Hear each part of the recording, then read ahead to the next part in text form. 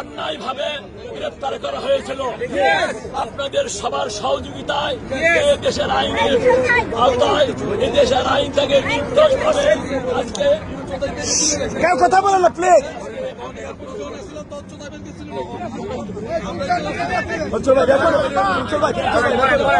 দিয়েছে আমি পক্ষ থেকে শেখ হাসিনার পক্ষ থেকে আপনারা যে ধন্যবাদ সহযোগিতা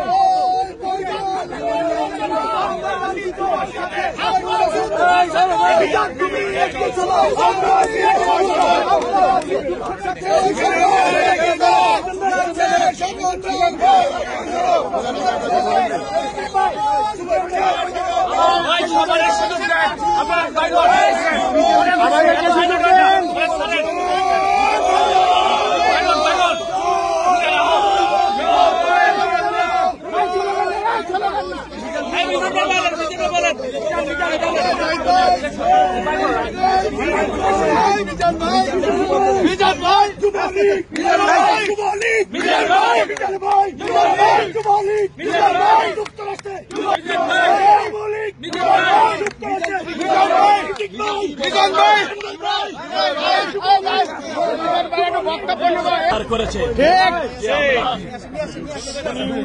আমরা যেভাবে ডিএফকে বিমানবন্দর আমরা অবরুদ্ধ করেছিলাম তার অনাবদার সোলজার ছিল আমাদের এবং সে গ্রেপ্তার হওয়ার থাকে সঙ্গে সঙ্গে বাংলাদেশের মিডিয়া সেই কারণে তাকে গ্রেপ্তার করা হয়েছে, কিন্তু সত্যিকার অর্থে সে কারণে গ্রেপ্তার করা হয়নি। মিজান একজন নিষ্পাপ এবং বঙ্গবন্ধুর সৈনিক এবং গতকাল আমি সেটিকে বলেছি, নেত্রী বলছে আপনি তাকে কোর্ট থেকে বের করে নেওয়ার পর আমাকে খবর দেবেন, আমার দোয়া থাকলো। এবং তখন আমি বলেছিলাম বাংলাদেশ আওয়ামী লীগ, যুবলীগ, ছাত্রলীগ শত নেতা কর্মী আপনার রিসেন্টে আছে আপনার প্রিয় মিজান চৌধুরীর সাথে। খুশি হয়েছেন, উনি দোয়া করেছেন এবং ওনার দোয়া আল্লাহ কবুল করেছে। আমি মিজানকে আহ্বান করব জননেত্রী শেখ হাসিনার নির্দেশে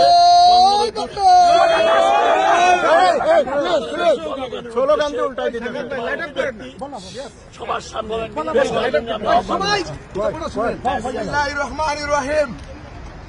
একজন রাজনৈতিক কর্মীর চাইতে জীবনে বড় পাওয়ার কিছু থাকে না। শেখ হাসিনার একজন কর্মী হিসেবে গত 14টি বছর থেকে নিজের জীবন এবং যৌবনের সর্বোচ্চটুকু দিয়ে যুক্তরাষ্ট্র যুবলীগের একজন কর্মী হিসেবে কাজ করে যাচ্ছি।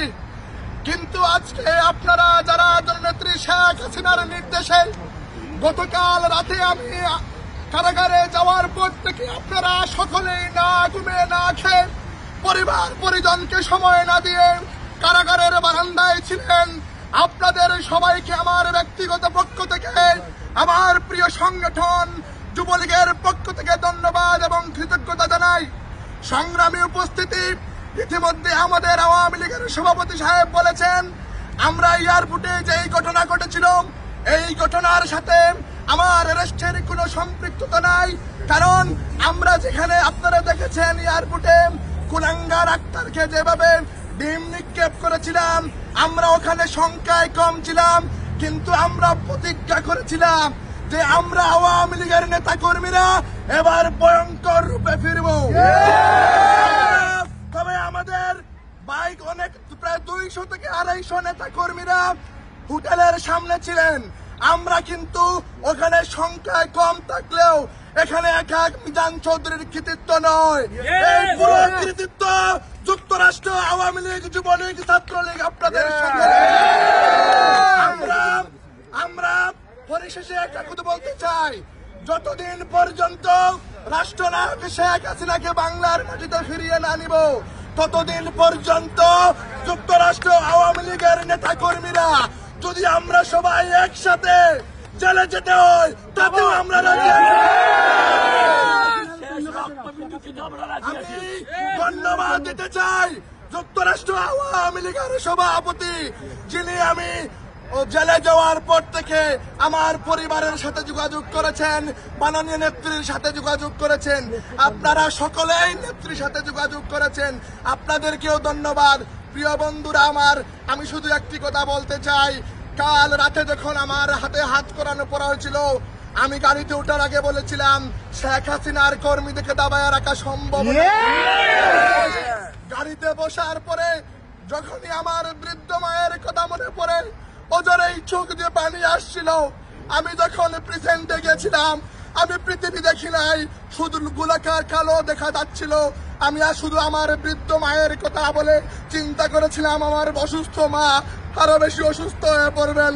কিন্তু প্রিয় নেতৃবৃন্দ, যখন প্রেজেন্টে জেল হাজতে বসার পরে আমার বাংলাদেশের 2.5 লক্ষ কারাবন্দী আওয়ামী লীগের নেতা কর্মীর কথা মনে পড়েছে, তখনই আমাকে মনে হয়েছে আমাকে যদি আরো 2-3 মাস জেল কাটতে হয়, আমি আমার দলের জন্য আপনারা জানেন গত 14টি মাস থেকে বাংলাদেশ আওয়ামী লীগের 4 কোটি নেতা কর্মীর মুখে কোনো হাসি নেই, ভিতরে কোনো সুখ নেই, শান্তি নেই। কিন্তু আমরা গতকালকে আওয়ামী লীগ পরিবার 14 সেকেন্ডের জন্য হলে আওয়ামী লীগের 4.5 কোটি নেতা কর্মীর মুখে হাসি ফুটাতে। নেতৃবৃন্দ, আপনারা জানেন যখনই আমাদের তৃণমূলের নেতা কর্মীরা খুশি হয়েছিল, সাথে সাথে আমাকে ওরা প্ল্যান করে গ্রেফতার করার পরে অনেকেই আপনার সেই হাসি মুখ চলে গেছিল। কিন্তু মাননীয় নেত্রী পরিষ্কার আওয়ামী লীগের নেতা নেত্রীদেরকে ঘোষণা নির্দেশ দিয়েছিলেন যে আমাদের কর্মী মিজানকে ছাড় করে নিয়ে আসতে হবে। আমি গোটা আওয়ামী লীগ পরিবারের পক্ষ থেকে গণতন্ত্রের মানুষ কন্যা বঙ্গবন্ধুর কন্যা শেখ হাসিনাকে ধন্যবাদ, কৃতজ্ঞতা জানাতে চাই। মাননীয় নেত্রী, আমরা আওয়ামী লীগ পরিবার আজকে 2 হাত তুলে প্রতিজ্ঞা করছি, যতদিন পর্যন্ত আপনাকে বাংলার মাটিতে সসম্মানে নিব না, যতদিন পর্যন্ত বাংলাদেশে আওয়ামী লীগের 4.5 কোটি নেতা কর্মীদেরকে স্বাভাবিক এবং সুস্থ জীবনযাপন ফেরানো সম্ভব হবে না, ততদিন পর্যন্ত আমরা এদেরকে রাজরাস্তায় মোকাবেলা করব।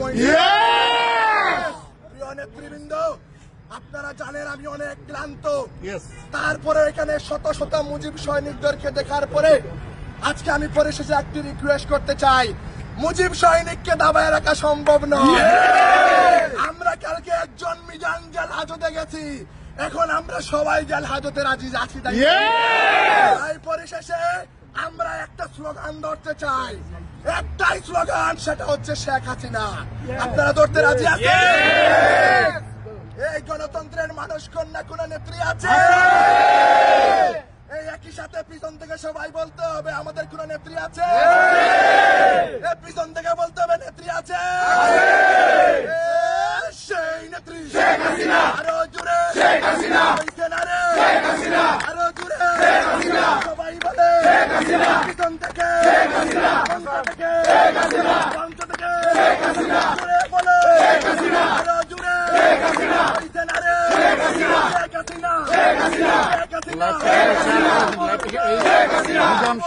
শেখ হাসিনা, মুক্ত হয়ে আমাদের মাঝে এসেছেন। আমরা এই শুনছি মিথ্যা মামলা থেকে মিজান মুক্ত হয়ে বাইরে ফিরে এসেছেন। পরিশেষে